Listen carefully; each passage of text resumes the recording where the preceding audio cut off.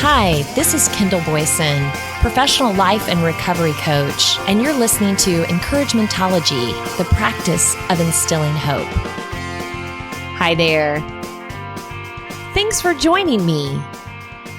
On this show, we're flipping the script and asking, are you giving as much as you're taking? Have you ever felt like life just isn't fair? Like you're stuck playing the hand you were dealt while others seem to coast through with a royal flush. Maybe you've caught yourself thinking, why do they get all the breaks? Or when is it my turn? It's easy to feel that way when we're hyper aware of what we're not getting.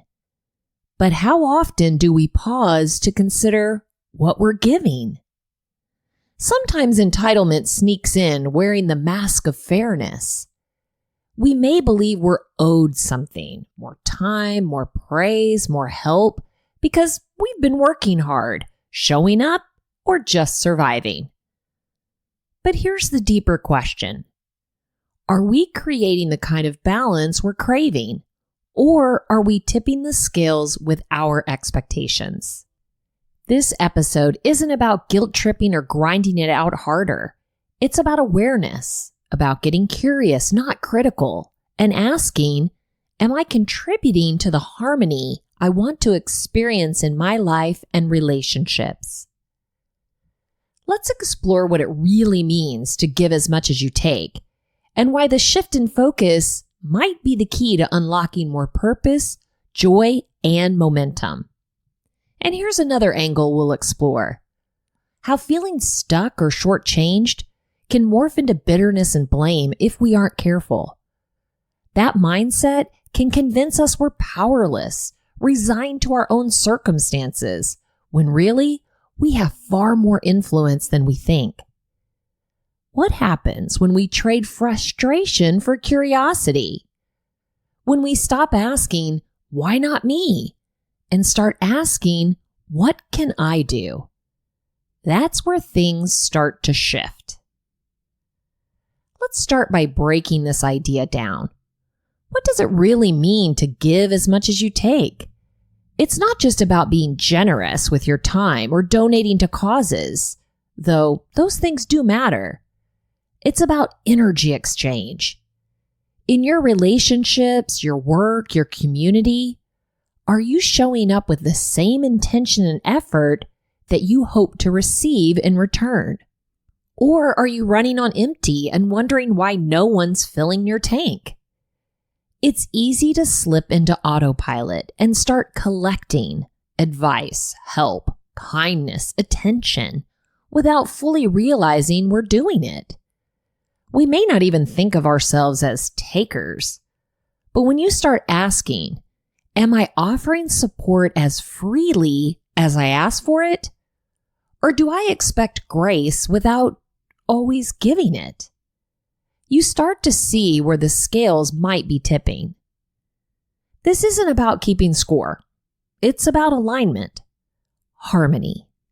When we feel off balance in life, sometimes it's not because we're lacking something external, but because we've shifted too far inward, focused on what we're not getting instead of what we're capable of giving. And sometimes we are giving, but with strings attached. Expectations, assumptions, quiet resentments. That's when the whole dynamic gets muddy. So this first layer of the conversation is about awareness, noticing our patterns, catching ourselves in the act, not to shame or correct, but to recalibrate. Because if we truly want mutual respect, reciprocity, and deeper fulfillment, we have to be brave enough to ask the hard question. Am I contributing in a way I hope others would?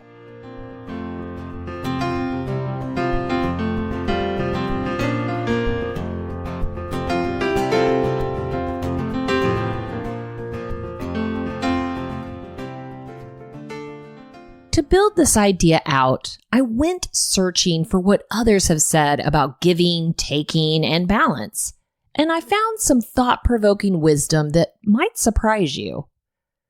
First, Adam Grant, who's the author of Give and Take, offers a framework that really brings clarity. He says there are 3 types of people in professional and personal life: givers, takers, and matchers. Givers help others with no strings attached. Takers focus on what they can get. And matchers operate on fairness. I'll help you if you help me. What's interesting is that in his research, Grant found that the most successful people in organizations are givers. But get this, the least successful are also givers. Why? Because some givers burn out or get taken advantage of, while others find ways to give that are sustainable and meaningful. It's not just about giving, it's about how and why. Then there's this beautiful quote that I'm sure you've all heard by Maya Angelou. I have found that among its other benefits, giving liberates the soul of the giver. That one stopped me because giving isn't just about generosity. It's about freedom. Letting go of entitlement, shedding resentment, and choosing to act with love and purpose, even when you're not guaranteed a return. That shift can be incredibly empowering. One more thought from Tony Robbins. Trade your expectations for appreciation and your whole life changes. That one hits deep. How often do we hold expectations over others, silently hoping they'll meet our unspoken needs? And when they don't, we feel disappointed and even angry. But appreciation is different. It opens your eyes to what's really good, what's already working. It moves from scarcity to gratitude. So maybe balance isn't just about keeping a mental tally. Maybe it's about intention. Can you give without needing a receipt? Can you receive with humility and joy? Can you move through the world with generosity, not as a burden, but as a superpower? Let's take a moment and turn the spotlight inward. If we were to pause the world for a second, mute the outside noise, drop the mental to-do list, what would you hear in the quiet? What do you believe you are owed? And how do you measure your worth? This is where things get tricky.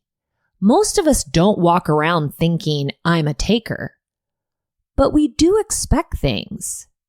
Recognition for hard work. Appreciation for loved ones. Support when we feel overwhelmed. These aren't bad things to want. They're human needs.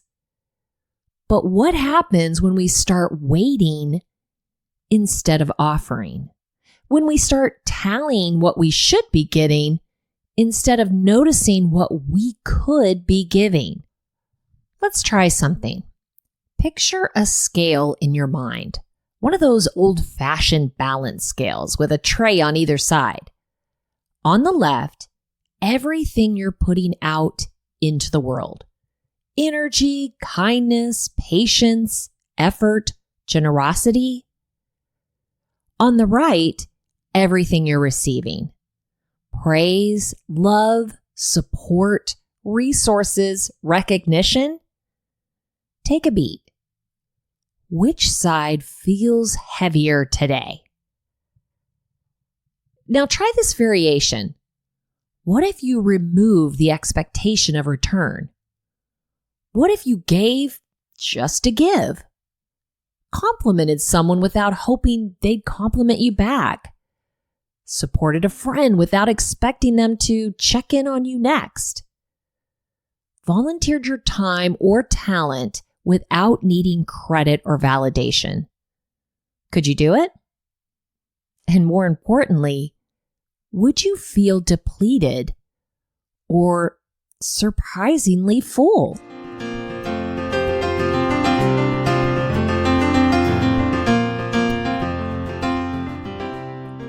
This isn't about guilt-tripping yourself into martyrdom. It's about checking your mindset. Giving doesn't always mean time, money, or big sacrifices. It can be patience in traffic, a smile at the grocery store, letting something go instead of proving you're right. There are 1,000 quiet ways to give that cost you little but mean a lot. Now, flip the scale around. Ask yourself, am I always open to receiving? This is where givers often get stuck. You might be pouring out for everyone around you, but resisting support when it's offered. Why? Because you don't want to feel needy? Because you think you have to handle everything alone? Receiving is a part of balance too. It takes vulnerability, it takes trust, and it often invites connection. So today, don't just ask, am I giving enough? Ask, am I receiving in a healthy way too? Balance isn't just about math. It's about harmony. It's knowing when to show up, when to sit down, when to lift, and when to let yourself be lifted. Let's ground this idea in reality. How do we begin to shift our perspective and move toward a more balanced give and take in life? First, start by checking your energy inventory. At the end of each day, do a quick internal scan. Where did your energy go? Did you spend the day reacting to needs, frustrations, and obligations? Or did you intentionally invest in moments of support, service, and genuine connection? This helps you see your patterns clearly. When you're always pouring out but never refueling, burnout and resentment creep in quickly. But sometimes we're consuming more than we realize. Time, attention, affirmation, without redistributing that energy outward. Self-awareness is the first step. Second, redefine what giving looks like. It doesn't have to be dramatic. It's not always about being the loudest cheerleader or the biggest helper in the room. Often, it's found in how you listen, how you let someone ahead of you in line, how you respond instead of react. The best kind of giving flows naturally from who you are, like an overflow rather than a performance. And when it comes from that place, it's sustainable. Third, get curious about entitlement versus empowerment. Ask yourself, what am I waiting for someone else to give me that I could be creating for myself? Is it respect, validation, opportunity?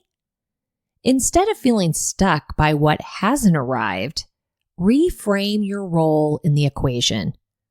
You're not powerless.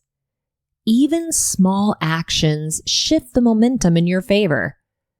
Give yourself the chance to rise. Fourth, commit to one small daily exchange, something you give without expecting anything in return, not to prove a point or earn some karma points, but to quietly participate in the balance of generosity. Then pause. See how it feels. This isn't just a practice of kindness. It's a practice of presence. It reminds you that you have something to offer, even when life feels like it's taking from you. And don't forget the other side. Be willing to receive. Accepting help, encouragement, or love without deflecting is just as vital. If you're someone who's used to being strong, self-reliant, or the one everyone leans on, try loosening your grip. Receiving doesn't diminish your strength. It completes the cycle. It allows others the gift of giving too. Balance isn't built in big swings. It's found in the small adjustments we make when we're paying attention.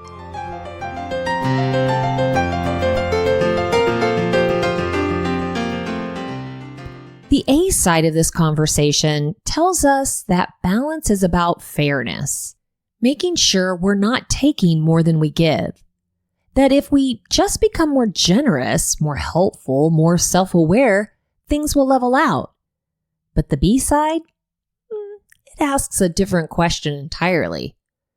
What if your version of giving is actually masking a fear of being seen as selfish? Let's sit with that for a moment.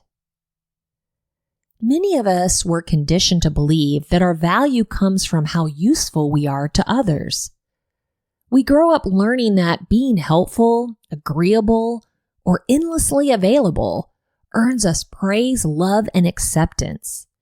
So we overextend, over-volunteer, overcompensate, not always because we want to, but because we're afraid of what it might mean if we don't. That kind of giving isn't really generosity. It's a survival strategy. And it's draining. It creates quiet resentment when our giving isn't reciprocated. It fosters unspoken expectations. It traps us in cycles where we take care of others at the expense of ourselves and call it selfishness. But really, it's fear in a pretty costume.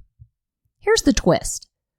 The most generous people are often the ones who've learned to give from a full plate, not a place of obligation, fear, or performance. They've stopped giving to feel worthy and started giving because they know they already are. So on the B side, we're not just checking whether we're giving as much as we're taking, we're asking why we're giving in the first place. Is it because it lights you up? Because it aligns with your values? Or is it because you don't know how to say no? Maybe it's because you're afraid someone will think less of you if you stop trying so hard. Flipping the script means giving yourself permission to pause before you pour out, to question your own motives and to reclaim your energy without guilt. It means remembering that healthy giving has boundaries and that you're not a bottomless well. And ironically, that's when your giving becomes more powerful because it's no longer rooted in scarcity or identity, but in truth. That's the deeper track.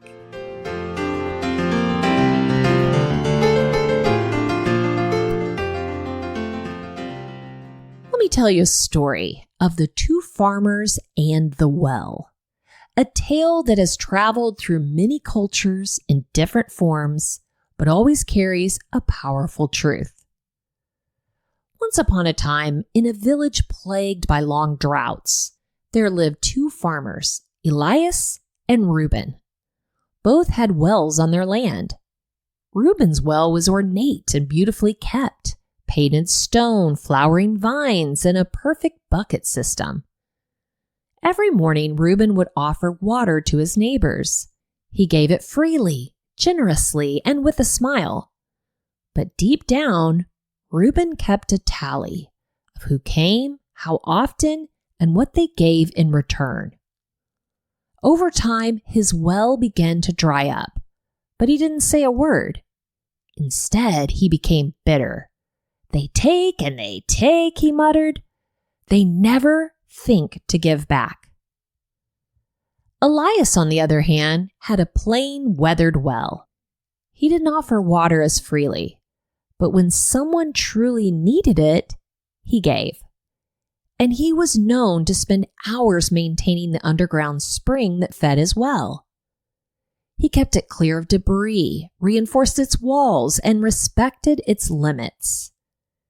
When someone offered to help him in return, he accepted with gratitude. One day, another drought struck hard. Reuben's well cracked, and the water disappeared. Desperate, he came to Elias. "How is your well still full?" he asks. "You've given less than I have."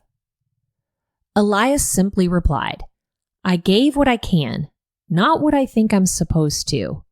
I protect the source so it can keep giving." The moral is clear. Giving isn't about how much you pour out. It's about how well you protect and nurture the source of that generosity. A beautiful well that runs dry is of no use to anyone. Sustainable giving requires wisdom, boundaries, and the humility to receive as well as give. It reminds us that no one is immune to depletion. Even the most generous spirit needs replenishment. And the most powerful giving often happens when we tend to our own well first. Let me tell you a personal story. One that plays out in real time during one of the support groups I facilitate called Senior Connect. It's a place for older adults to come together for conversation, companionship, and a little encouragement. There was one gentleman, we'll call him George, who became somewhat of a regular. Now, George was a self-proclaimed grump. He'd walk in with a grumble, arms crossed, and let me know right away that he wasn't in the mood. He didn't feel like talking and wasn't sure if he even wanted to be there. And that was fine. I always made sure people knew they were welcome to just sit and listen if that's what they needed. But something interesting happened every time.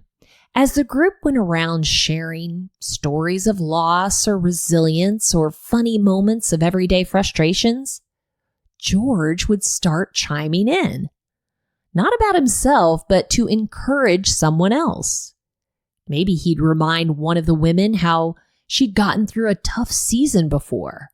Or he'd affirm someone's strength or point out their progress or just say, "I believe in you." And as he gave, something shifted.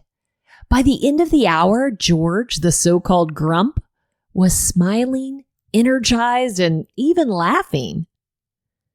It was such a vivid reminder that giving doesn't always require a perfect mood or a full tank. Sometimes the act of lifting someone else is exactly what lifts us. In fact, research backs this up. A study in 2016 from the University of Zurich found that people who committed small acts of generosity, like offering someone support or simply listening, experienced greater happiness than those who focused solely on themselves. The effect was immediate and measurable, lighting up areas of the brain associated with joy and connection. George didn't show up with energy to give, but by choosing to give anyway, he left lighter than he came in.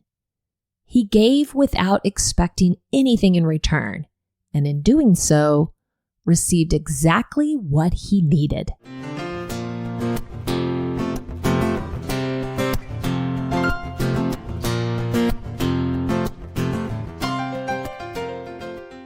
Let's take a few moments to slow down and do some honest self-inquiry.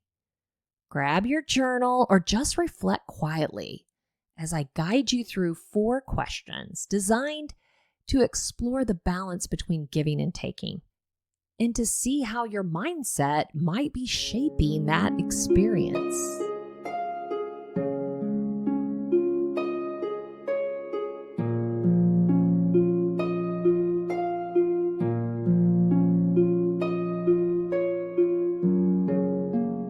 One, where in your life do you feel you're giving the most, and why?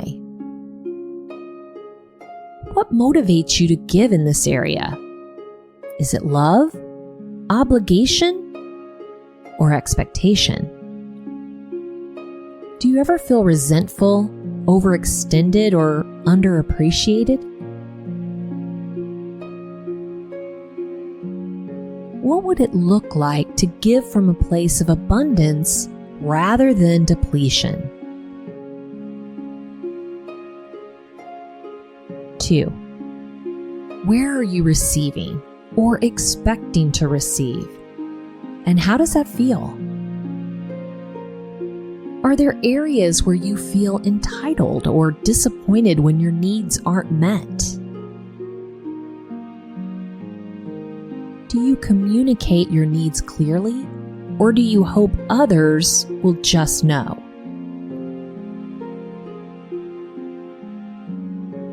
How do you handle imbalance when it feels like you're giving more than you're getting? 3. Are you protecting your inner well, your energy boundaries, and your values? What are the signs that your well is running low? Do you allow yourself to rest, refuel, and receive support without guilt? How could you establish healthier boundaries that still allow you to show up fully? 4.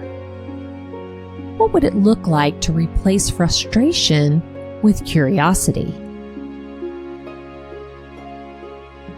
What assumptions do you make when others seem to have more, give less, or take too much?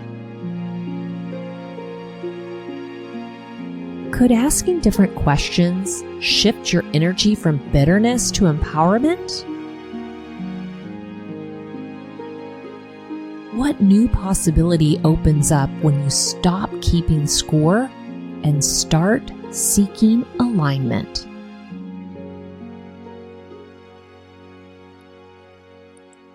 Remember, you can go deeper with the 5-day journaling companion available in the show notes.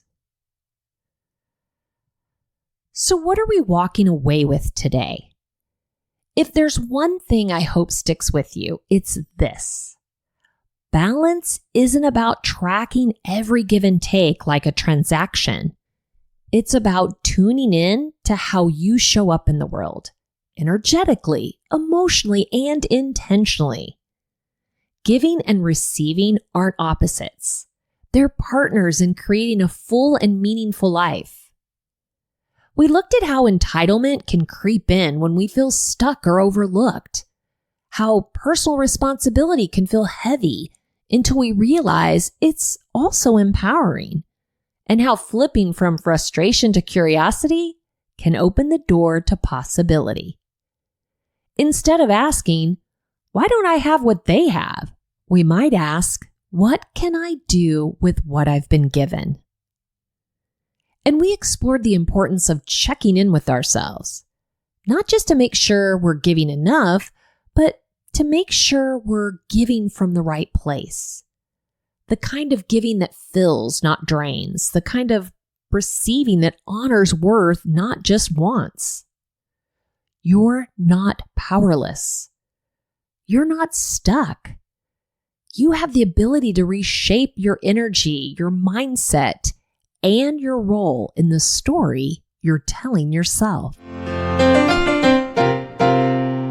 If you want to share encouragementology with a friend who needs to know they're not alone in this journey of self-discovery, you can visit encouragementology.com or anywhere you stream your content to receive this episode and all others. Check out the show notes for the 5-day journaling companion and follow us on Facebook and Instagram for additional encouragement throughout the week. So I challenge you, take an honest inventory of your energetic exchange with the world. Where are you contributing and where are you simply consuming? Identify one area this week where you can shift from expectation to contribution, whether it's your time, your presence, your encouragement, or your effort. Give without waiting to feel ready and see what shifts within you as a result. I know you can do it. Thank you for listening to Encouragementology with Kendall Boyson, where we find positive ways to handle some of life's challenges. I stumbled through until the path was clear.